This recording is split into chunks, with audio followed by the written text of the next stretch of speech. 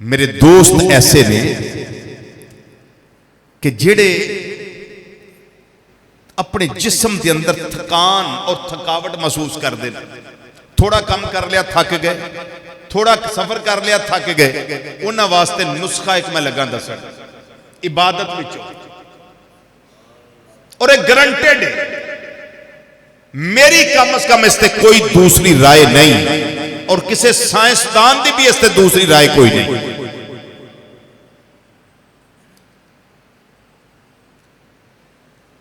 कोशिश करो कि अगर जमीन उत्ते सजदा कर सकते हो तो जमीन उत्ते करो। अगर डॉक्टर्स ने मना किया है घुटना बेंड नहीं होंदा, इन्हू फोल्ड नहीं कर सकते, इसका कोई मसला है, एहतियात करो।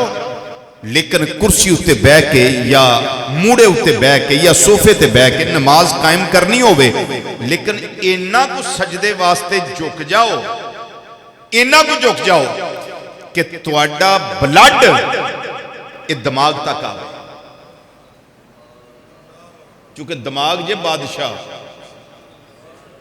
लेकिन जेड़े जमीन उत्ते सजदा करते हो, खुदारा खुदारा खुदारा, मेरी बात नू सुन लो तवज्जो नाल ते ए अमल करन दी अल्लाह कोलों तौफीक मंगीए। सारे सजदा इन्ना लम्मा करो, इतना लंबा सजदा करो, इतना लंबा सजदा करो कि तुहानू पता लगे कि आज मेरा मौला मेरे ते खुश हो गया।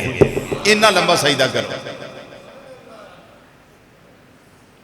3 बारी पढ़ के ना सिर चुक दो, ते वो भी जल्दी जल्दी सुभान रब्बी आला सुभान रब्बी आला, इस तरह नहीं, सुभान रब्बी आला सुभान रब्बी आला, ठहर ठहर के रोक रोक के तस्बीहात पढ़ो।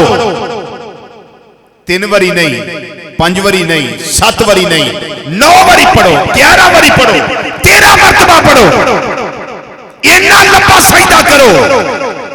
इंशाअल्लाह इस लंबे सजदे की बरकत नाल ए दर्द सारी खत्म हो जाएगी।